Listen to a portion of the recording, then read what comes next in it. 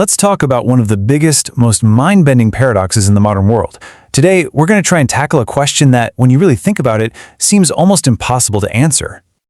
I mean, this is the core mystery, right? You've got this nation with just unbelievable power and wealth on one side, and on the other, a bill that's bigger than any in human history. How can those two things possibly be true at the exact same time?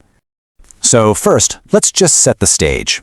The United States has the single largest economy in the world. I mean, it is an absolute powerhouse of innovation, production, and, consumption. And all of that economic might, it's backed up by a military that has unparalleled power and reach all across the globe. And then you've got its financial system, Wall Street. It's basically the foundation that so much of the global economy is built on. When things get chaotic everywhere else, it's seen as the ultimate safe place to put your money. And here it is. Here's the massive contradiction.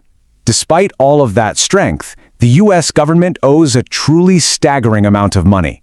We are not talking about billions here. We are talking about trillions. It's a debt of absolutely historic proportions. Okay, to really get our heads around a number this big, let's just shrink it down to a scale that we can all actually understand. Let's think about this whole thing like a simple household budget. So picture this family. They have a pretty good income, but every single year, without fail, they spend way more than they make. They're swiping credit cards for groceries, then taking out bank loans just to pay off the credit cards. You just know deep down that this situation is a train wreck waiting to happen. It's just not sustainable. Okay, now let's take that family analogy and scale it all the way up to the national level. The United States currently owes over $34 trillion. Just let that number sit for a second. And it's not like it's a fixed number. It's getting bigger every single day. So how did we get here? Well, a number this massive didn't just appear overnight. It's really the result of decades of huge financial decisions and global crises. We're talking about the incredible costs of wars, major tax cuts that lowered how much money the government was bringing in, and then the huge bailouts and stimulus spending needed to get through multiple recessions. Each one of these things just added another layer to the pile. So, the big question is, how does the country just keep going? I mean, if a family did this, they'd be bankrupt. But for the U.S., it's just business as usual. And the secret? Well, it lies in a really unique advantage that pretty much acts like an economic cheat code. So how does this actually work?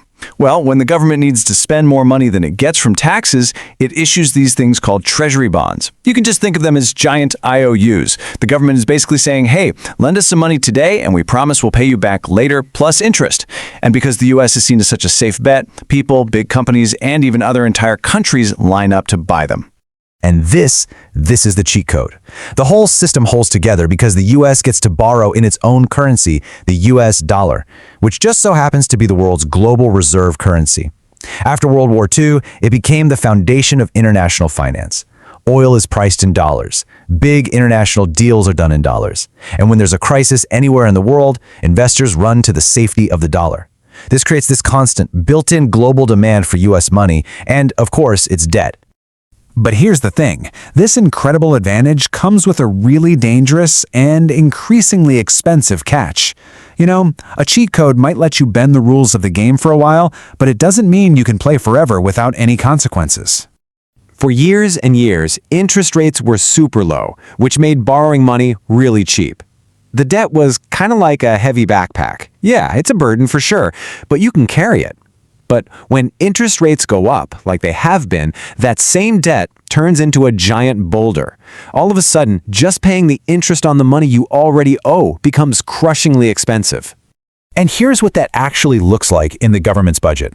A bigger and bigger slice of our tax money isn't going to things like schools or roads or healthcare. It's not even going to defense. It's just going to pay the interest on old debt. This one-line item, interest payments, is becoming one of the government's biggest expenses, and it's starting to squeeze out everything else. So this brings us to a really crucial and maybe kind of unsettling point about America's strategy for this mountain of debt. The truth is, there is no real plan to pay it all off.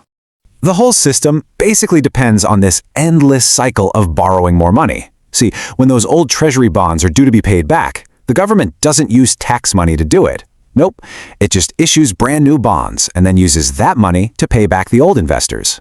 It's basically the national version of paying off one credit card with another one, just over and over and over again. Okay, so we're talking about trillions of dollars and global finance. How does this actually affect everyday people? Because this isn't just some abstract problem for politicians. It has very real consequences for all of us. Well, a national debt this huge can slowly start to change your own economic reality. It can lead to higher inflation, which just means your money doesn't go as far as it used to. It can mean higher taxes down the road to cover those massive interest payments. It can mean weaker public services, because the money is going to interest instead. And maybe most importantly, it just gives the government fewer and fewer options for when the next big crisis hits. And all of this leads us to a really uncomfortable realization about this whole situation. An uncomfortable truth about how our modern financial system is actually designed. The goal has never been to get the debt down to zero. The system wasn't built for that. It was built to manage it, to roll it forward, to stretch it out forever. As long as the rest of the world keeps believing in the US dollar and keeps buying those IOUs, well, the game can keep on going. But every single year, that number gets bigger, and every year the room for error gets a little bit smaller.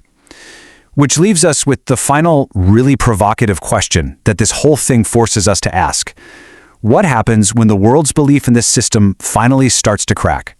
What happens when the game finally stops?